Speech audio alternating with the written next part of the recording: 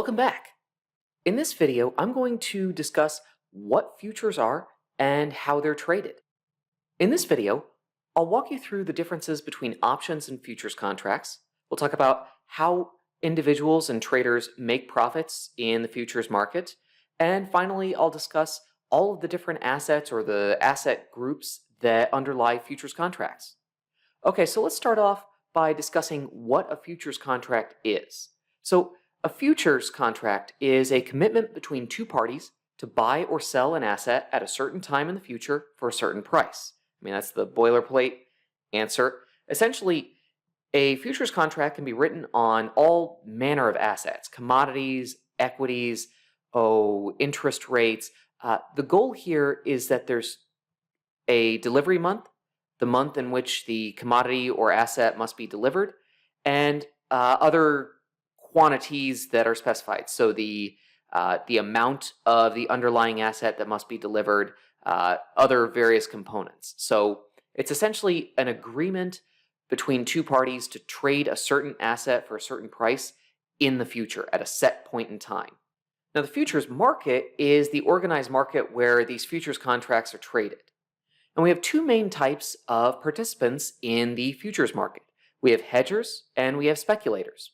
Now, a trader who's hedging, this can often be an individual or a firm that's creating or producing a certain commodity, and they want to eliminate a certain risk associated with the price of that commodity. So the example I always give in class is, let's say you're a farmer that wants to ensure that they're going to get a minimum price for their corn that they're going to harvest in October, and it's currently April. Well, how can you guarantee that? Well, you could buy put options on the corn, but you could also engage in a futures contract. So you could purchase a futures contract where you have the expectation to sell your corn at a set price in October, and that's it. That's all you have to do. You just need to make sure that you meet all the details in the contract. Now, the opposite side of a lot of hedging trades is the speculator. So speculators are investors that believe they can earn a profit by trading futures. So essentially, you might believe that the value of this futures contract is going to go up in the future. So let's say the number or the price per bushel of corn is going to go up in the future. So you might take the long position on a futures contract. So the expectation there is that the value of this underlying asset will go up, the value of the futures contract will go up, and you will profit. All right, so I put together a list of the most recent futures prices for various commodities. So these are all on one particular futures exchange, the CME, the Chicago Mercantile Exchange.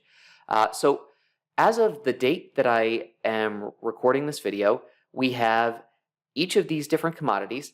And one thing that you really have to understand is that these futures contracts, they're very standardized. So each of these contracts that are being traded, they're for a set amount of this commodity. So in this case, cotton, the contract size is 50,000 pounds, and the price quotation, which I have here, is 0.8011.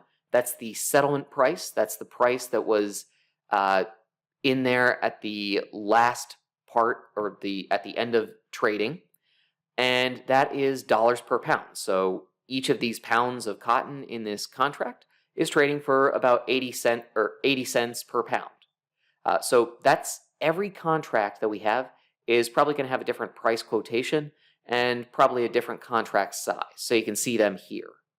Now, there are a lot of other characteristics in these contracts. I only highlighted two of them, just these first two, but you can see the trading hours when these contracts are traded, the minimum price fluctuation, so how much does the price have to move every single time the price goes up or down, settlement method, so is this underlying asset going to be actually delivered to a set location?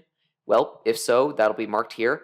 Or is it cash settlement? So, individuals or traders are just exchanging cash associated with the contract. And then we do have some other information out here further down. So you have a specified delivery date and we have a certain grade and quality for the commodity that is being traded. Okay, so let's talk about how options and futures are similar and different. Well, the most obvious similarity is that they're both derivatives. So a derivative is just an asset whose value is derived from some underlying asset's value. So a commodity, a stock, etc. Uh, the value of both of these different securities, options and futures, is based upon, among other things, the underlying asset's value or price. So think, the underlying stock price is going to determine the value of options contracts on that stock, as the underlying value of the commodity is going to determine the current futures price on that commodity, et cetera, et cetera. There are some pretty big differences, though. So options give you the right to either buy or sell if you're the long position, but they don't require you to buy or sell. So you can let that option expire if you're not in the money. Futures, on the other hand, they require you, if you're the taking one position, to buy the asset, or sell the asset if you take the other position. So essentially, you are locked in if you have a futures contract to engage in the trade at the specified futures date. Futures are beneficial in one respect. They have no upfront cost, whereas the options we talked about have a premium that can be valued using, say, the Black-Scholes option pricing model or the binomial option pricing model, or something else. Finally, options will have a specified strike price, whereas the price of the futures contract is going to be set by supply and demand. Supply and demand of the underlying asset or the futures contract. Okay, so let's talk about where these futures contracts trade. Well, there are other exchanges outside of what I'm about to discuss with you, but most of the big exchanges for futures contracts in the US are actually owned by an organization called the CME Group. Historically, this was the Chicago Mercantile Exchange, but over the last 25 years, there have been a large number of high-profile mergers. So the CME Group, they acquired the NYMEX, the New York Mercantile Exchange, COMEX, and then in 2007 there was a merger between CME and CBOT. And today, all four of these big futures exchanges are owned by this very large organization called the CME Group. Now, different exchanges are going to trade different things. So for example, the commodity exchange is obviously going to focus on commodities. Chicago Board of Trade, I believe, is a lot of agricultural futures contracts. So it really just depends on the specific underlying exchange. Now, you might be wondering, why do these futures contracts trade on exchanges? Well, it's the same reason that stocks often trade on exchanges. These exchanges, they create greater liquidity for the contracts. So one of the big reasons why these contracts are so uniform, 50,000 pounds of corn in every contract, well, it's because if every contract is the same, that means there's greater liquidity, there's more traders trading that exact contract, and so that can lead to greater price efficiency. Just like stock exchanges, futures exchanges have specified trading hours. They are a little different than stock exchanges. And another key point here, all trading is going to be done on a margin basis. So if you're trading futures contracts, you're trading on margin, and you may have to replenish your account if the value of the underlying contracts falls below a certain amount in your brokerage account. So just a bit of history. Exchanges, these futures exchanges, they've existed for a very long time. The CBOT was arguably the first exchange out there in 1848. Like I said, there's been massive consolidation in the last 25 years, and now all of them are owned by the CME Group. So it's the CME Group essentially controls the exchange of a huge percentage of U.S. commodities. At least 90% of different U.S. commodities are traded on at least 3 of their big exchanges. Okay, so how do these futures contracts actually trade? Well, there are 2 primary ways. The older way was through an open outcry auction. So this involves a bunch of floor traders using hand signs. I believe if you've ever seen the movie Ferris Bueller's Day Off or Trading Places, you're looking at traders using hand signs, so that'd be a good example. The CME group, they did away with this a while back, especially for commodities in 2015. Open outcry, it's kind of the dead way to trade futures contracts. Nowadays, most of the world's futures contracts are traded via electronic exchanges. So the CME group has Globex. The system was introduced back in the 90s. So you essentially have a platform that's very, very similar to a lot of stock trading platforms, and traders, if they want to buy and sell futures contracts, they literally just go through a brokerage platform-like system. Okay, now some basic terminology when we talk about trading futures. There are, just like with stocks or options, there are two positions. We have the long position and the short position.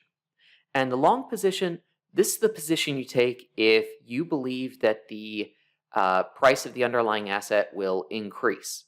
If I want to bet on an increase in the price of corn, I would take the long position on this futures contract. The short position, they sell the contract. They expect that the price of the underlying asset will decline. So if I'm, let's say, I'm a corn farmer and I want to hedge against a decline in the price of corn, I would sell futures contracts on that corn. Now, one important characteristic here, fact that we should consider, is that if you want to liquidate your position in either, let's say, a long position or a short position, all you have to do is take an offsetting position in another contract. Because remember, these are standardized contracts. If you have a short position open, all you have to do to offset it is just open the exact same long position, and that's it. Less than 1% of all futures contracts are actually settled by the delivery of the commodity. Most of the time, these futures contracts, you just take the offsetting trade and it cancels out the contract. Now, one other definition that you should know is open interest. And open interest, that's just the total number of contracts that are open and haven't been settled by delivery or an offsetting transaction. So if you want to know how many futures contracts are likely to lead to either a cash settlement or a delivery, you take a look at the open interest. Now, I mentioned earlier that all futures are bought on margin. That's an incredibly important point. When you decide you want to trade futures, you must deposit a specific amount of money in your account. At any time, you'll have this maintenance margin that's going to be associated with that account. When you buy futures, your futures will be marked to market or priced at the end of the day at the settlement price. Then your broker will determine whether the value of the futures in your account is greater than the maintenance margin. If it isn't, then you'll need to add funds to your account to get the position back to your starting position. So you might be wondering, what happens if the value of the futures contract falls very low before I can add new funds to my account? Well, thankfully, that really can't happen. The answer to that question is, it's not possible. Basically, your broker is going to tell you that you need to deposit a certain amount in your account to cover any potential losses due to price movements. Typically, the margin requirements are going to be 3 to 10% of the actual notional value of the contract, or the amount that settlement price times number of units. So the price can't move more than a certain amount in a certain day, and your broker is going to tell you when you need to add more, and so it's very, very unlikely that we ever see someone just not be able to pay off the amount that they owe on a futures contract. I mean, I'm pretty certain that hasn't happened in a long time. Now, if you're interested in the actual price limits in a given day, I thought I'd show you that right now. So there's obviously a minimum amount that the futures contract value can increase by or decrease by, but there's also a maximum amount it can move per day. And this amount is different for every type of contract. So here's the amount that as of April 15th, 2024, each of these contracts can move, or the maximum amount that these contracts can move by. So there's different classes of milk futures. We have dry whey. Maximum movement per day is 4 cents. So as you can see, these futures contracts, they're not allowed to move more than a certain amount, which gives the traders enough time to actually add more funds to their account if they're close to a margin call. Okay, so the final discussion I thought I'd have in this video is what assets are frequently traded using futures contracts. Well, we've talked about commodities throughout this video, so I thought I'd start with them. So commodities, these are just interchangeable goods that are qualitatively similar regardless of the supplier. So certain types of paper would be a commodity. Wheat, corn, barrels of oil, things that it doesn't matter who produced it. It's all of a similar quality. And then what a lot of futures contracts will specify is a certain standard. So maybe it's the color of the commodity or the grade of the commodity. So, we can see all kinds of things that are going to be specified. Other factors like the size of the contract and the delivery month, I've already talked about the fact that that has to be in there for futures contracts on commodities. Most of these futures contracts, they're going to trade in less than 2 years, and the settlement price, I've already talked about, that's the last price of the day. So let me go ahead and show you one more time the specifications for corn futures. So, number of units in each contract, price per contract.